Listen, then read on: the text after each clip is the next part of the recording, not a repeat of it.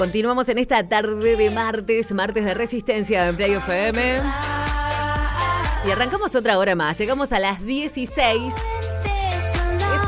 Otra horita más para seguir disfrutando de esta hermosa tarde. Para ponerle mucho power, mucha buena energía a esta jornada. 9 de julio. Un día muy patrio para nuestra Argentina. Bueno, y ahora, como lo habíamos anunciado, es momento de presentarla a ella, a Marcela Jaime, nuestra bioterapeuta, que hoy vamos a estar hablando, como lo habíamos anunciado, la influencia de los antepasados en nuestra vida. Ya mismo le voy a dar la bienvenida para que ya empecemos con esta sesión de este martes. Hola Marce, buenas tardes, ¿cómo estás? Hola Lore, bien, en este hermoso día donde hay sol. ¿Viste? Es lindo, se festeja y se celebra el sol, ¿no? Totalmente. Nos da como otra energía, le cambia la cara a las personas, me parece, el día este. Y encima feriado, o sea, hay mucha gente que está de relax en casa y también disfruta, ¿no? Sí. Así que bueno, me encanta. Bueno, genial, agradecida de tenerte en este martes nuevamente, Marce. Así gracias que un placer. Y acá estamos expectantes a lo que va a ser el tema del día, la influencia de los antepasados en nuestra vida. ¿De qué se trata esto, Marce? Una de las ramas, digamos, no todos los que hacen biodescodificación trabajan con transgeneracional, pero la mayoría sí, ¿no? Esa mirada hacia los antepasados. La verdad que es bastante enriquecedor mirar nuestro árbol genealógico. Y para poder comprender esta parte, digamos, tenemos que tener una visión mucho más como comunitaria, ¿no? Hay mucha individualización, ¿no? en la vida de las personas, ¿no? Y cuando nosotros vemos este conjunto, que es la familia, que es este árbol, logramos comprender muchas cosas de las que nos suceden a nosotros. Y está bien, está la creencia de muchas personas que aún los que murieron ya están muertos y es información perdida, digamos, lo que ellos vivieron. Pero en realidad no es así. Aún los que no están en este plano siguen teniendo una participación enorme sobre la vida de las personas, una influencia enorme. Nosotros somos un sistema energético similar y tenemos un funcionamiento similar al de los árboles y las plantas, ¿no? Vos viste que un árbol, mientras más raíces tiene, más fuertes están sus raíces, mucho más puede crecer y extenderse. Entonces, por ahí yo he escuchado personas que tienen esta creencia de que mirar nuestro árbol genealógico, analizar, sanar a nuestros antepasados, es retroceder y en realidad es avanzar. No quiere decir que nos vamos a quedar mirando el pasado, pero sí vamos a observar y vamos a poder sanar muchas situaciones que se repiten y podemos seguir en crecimiento, como el árbol con su copa y su enormidad, porque sus raíces son sólidas y son fuertes. Hoy se habla mucho de cortar con la familia, de cortar con la gente tóxica, y eso es un gran error, porque no es cortando, no es desmalezando, es simplemente sanando. Cuando sanamos, esto no quiere decir no establecer límites con quien tenemos que establecer límites. Sí, ¿no? Pero suponete, generar una separación de alguien de mi familia y estar lleno de bronca y de odio no hace una sanación. Puedo retirarme porque es sano retirarme, pero tengo que sanar todo lo que está sucediendo dentro mío, porque si no, donde sea que yo esté, va a estar viviendo esa situación, ¿no? Y lo mismo ha pasado con nuestros abuelos, nuestros bisabuelos. Tenemos muchas memorias grabadas de nuestros antepasados que estuvieron en guerras, que estuvieron en situaciones difíciles. Entonces hoy, como te comentaba en la conexión anterior, podemos tener una persona, un hombre que pierde el trabajo y al tiempo está haciendo un infarto, porque esa pérdida la vivió de una manera desesperante y no era para tanto, digamos, ¿no? Pero nosotros no podemos decir no es para tanto, porque cada uno lo vive de acuerdo a toda la información que trae. Entonces, en nuestras células, la epigenética estudia muchísimo esto de cómo puede ser que lo que vivieron nuestros antepasados esté influenciando nuestras vidas. Vos imaginate que muchas veces, esto lo vemos, ¿no? Que una persona lleva el nombre de Juancito por 3 generaciones. ¿Por qué esta repetición? Uh-huh. Y esta repetición tiene siempre un porqué. Yo tengo mi hija, que cuando yo salía, ella ya tiene 31 años, ¿no? Bien. Cuando yo salía de la sala de parto, su abuelo paterno me dice, por favor le pongamos Victoria porque nació el mismo día que mi madre. Uh-huh. Y Sofi, mi hija, no solo nace el mismo día de nacimiento de su bisabuela del lado paterno, sino que es el mismo día en que su bisabuela muere. Ay, no, mira la conexión que hay ahí. Hay una conexión muy fuerte, esto se lo llama el síndrome del yacente, ¿no es cierto? La particularidad de la vida de esta mujer es que tuvo 15 hijos y uno adoptado, ¿no es cierto? Y yo siempre digo, cuando analizamos el árbol genealógico, ninguna mujer elegiría tener tantos hijos. No, claro, y pasaba otra cosa. Generalmente, cuando nosotros vemos tantos hijos, lo primero que preguntamos es, ¿tu marido era alcohólico? Sí. Y nos encontramos con el 90% de posibilidades de que haya sido alcohólico.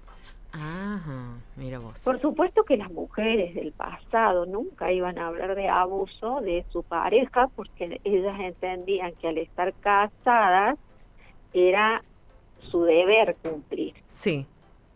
Entonces hay toda una situación ahí en esa vida de esta bisabuela de mi hija que influenció muchísimo, ¿no es cierto? Y no solamente nosotros podemos ser dobles, digamos, o yacentes, porque son los 2 términos que más usamos, ¿no es cierto? Ser dobles de un antepasado o ser yacente o yaciente de un antepasado. Por el nombre puede ser, por la fecha de nacimiento. Hay mucha gente que nace el día exacto en el que muere un antepasado. Claro. Y vos decís, en 365 días del año, vos fuiste por casualidad en ese árbol genealógico a nacer justo el día de esa muerte, obviamente tiene una implicancia, por eso Constelaciones habla mucho de la implicancia sobre la vida de esta persona. Bien. Marce, ¿qué significa eso? ¿Qué significa el tema de nacer el mismo día, ya sea del nacimiento o de la muerte de un antepasado? Si ese antepasado al momento de la concepción de este que nace ahora ya estaba muerto, es un yacente. Hay quienes dicen que tiene que haber una tragedia. No, sos yacente. Lo que pasa es que todo esto se está descubriendo todavía, ¿no? Claro. Ser yacente o yaciente tiene, vos te acordás, no sé qué edad tenés, Lore, pero acá hubo un tiempo que en el patio Olmos se reunían los dark, los emos, me acuerdo. los góticos, y todos vestidos de negro y todos con cruces. Sí. Vos le ves el árbol genealógico y ellos son yacentes. Incluso muchos tatuadores, cuando vos buscas en el árbol genealógico, están relacionados con un muerto en el árbol. Bien. Y vos decís, ¿por qué se visten así? ¿Por qué viven en oscuras? ¿Por qué esta conducta? ¿Y qué sentido tiene que un nieto, un bisnieto, nazca el mismo día de la muerte de este antepasado? Es porque lo que está avisando el árbol genealógico es que ese duelo no se pudo hacer. Bien. ¿Y qué no hacemos? Se pudo realizar. Bien, Marce. Y escúchame, y si nosotros no tenemos información de nuestros antepasados, ¿qué podemos hacer? Si de repente tenemos, no sé, tengo personas del otro lado que están escuchando y dicen, uy, a mí esto me encantaría saber qué puedo hacer o cómo está involucrado, o sea, cómo forma parte de mi vida presente la vida de mis antepasados, pero no tenemos a dónde sacar información. ¿Cómo hacemos en ese caso? A mí me pasa que cuando yo recibo por primera vez una persona para atenderla en la consulta, cuando esa persona viene vestida de negro, a mí me está diciendo, revisa un duelo acá. Puede ser un duelo de algo que haya vivido cuando era niño o en el vientre de su madre, o puede ser un duelo de un antepasado. Pero hay varias características. Las particularidades del yacente es que duerme boca arriba, tal vez con las manos puestas sobre el pecho cruzadas. Tienen, ¿cómo se llama esto? Que se levantan. Sonambulismo. Sonambulismo, sí. tienden a encerrarse, todo oscuro. Tienen, si vos observas el placar, tienen por lo menos un 70% de ropa negra o gris. Te dicen de que es porque les gusta o porque son gorditos y quieren disimular, Sí. pero hay algo profundo. Entonces, vos ves una serie de características y ya está hablando el árbol con respecto a ese duelo, ¿no? También yo tengo otra herramienta que yo hago hipnosis, ¿no es cierto? Entonces, Sí. en esa hipnosis hay una conexión. Ahí sí podemos saber exactamente hasta quién fue ese antepasado, ¿no es Claro. cierto? Entonces tenemos herramientas, pero ¿de qué le sirve toda esta información a la persona concretamente Bien. en este presente? Que le va a traer cierto comportamiento y ciertos síntomas. Personas que como llevan un duelo, te dicen de que parece que de que nacieron están tristes. Sí.